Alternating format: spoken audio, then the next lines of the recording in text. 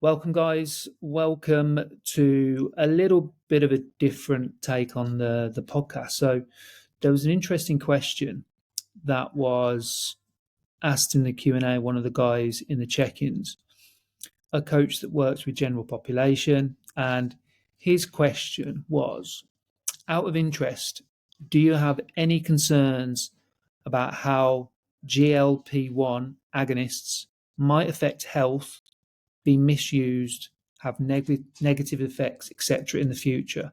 And I thought that was quite an interesting question. And the response from like mainly Sky, that's her field, but also mine and Ant's kind of take on it. I think I've just clipped it so it's a quick, easy take and opinion because, like Sky alluded to, like you're probably going to come across more and more of this as coaches. So, yeah, 5-6 minutes. This one is so.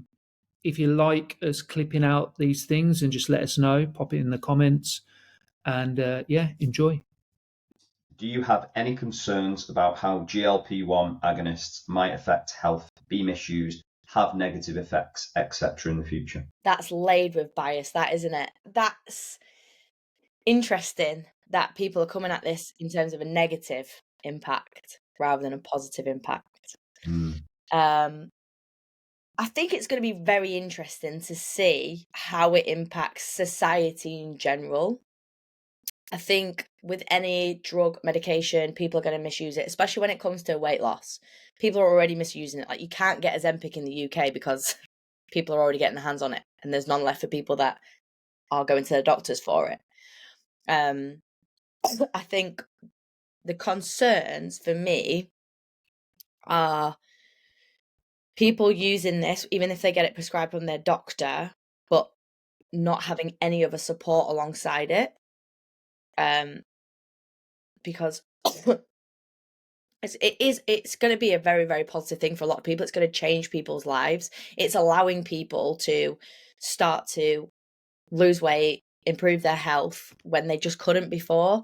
I know a lot of people are talking about it reducing this food noise, and I think that is a huge factor in people feeling out of control when it comes to their eating habits.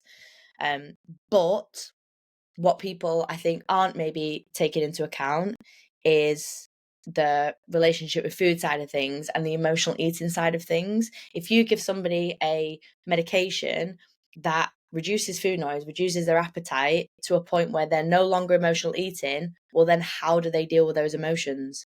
And I think that's something that I think about is, okay, well, what are the consequences of that? If you take away someone's coping mechanism because they cannot physically eat anymore, and you're not giving them CBT, you're not giving them therapy, they're not getting support, what does that manifest into? That's the deeper level that I think about it on. I think in general, though, yeah, there's always going to be concerns. Will people get prescribed it a bit like people get prescribed antidepressants and anti-anxiety medications when they're maybe not quite at a point when they need them?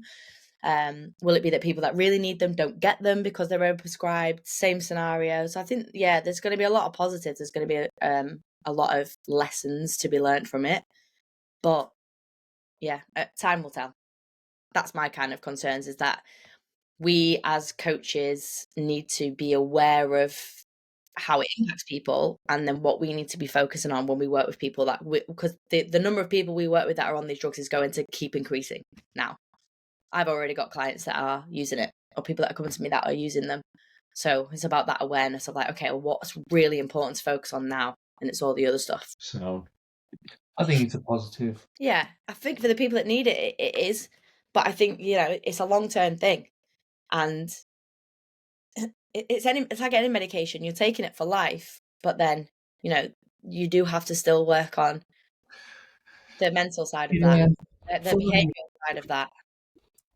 More from a perspective of the people, or a certain segment of people won't have ever done anything to make changes. And I think that spark of change and feedback, I think on a whole, would be motivating for people to then Yeah, I think so. move forward. I think so. Do you know the only people I've seen to now, and clearly I'm not in the same echo chamber as you anymore, in terms of clients and stuff, but I've just seen lads who are around my age who are overweight and then gone and got it from somewhere. And it's just been, to me, at the moment, it looks as though it's going to be like and you're right with everything you just said, it's just like a 2025 T5. Because loads of young lads and loads of young girls are getting it before summer. Do you know what I mean? And doing Yeah. it. That's kind of the only people I've seen do it that like have it at the moment or talk about it, or when I've walked into rooms and gone, fuck, you've lost a lot of timber, mate. And I thought, I've only seen you at two, and they've had it, and these are just lads who I grew up with. And I'm like, wow, it's just becoming one. And it's another growth hormone, it's another T5. It's a Yeah. back in the early 2000s drug, isn't it? Yeah. And then like people are, you know, talking about how it there's like rapid muscle loss and it's really bad for that, but that's again because there's misuse. If you went on any extreme diet, like very, very low calorie diet, and you lost a rapid amount of weight in a short amount of time, you would also lose a lot of muscle mass.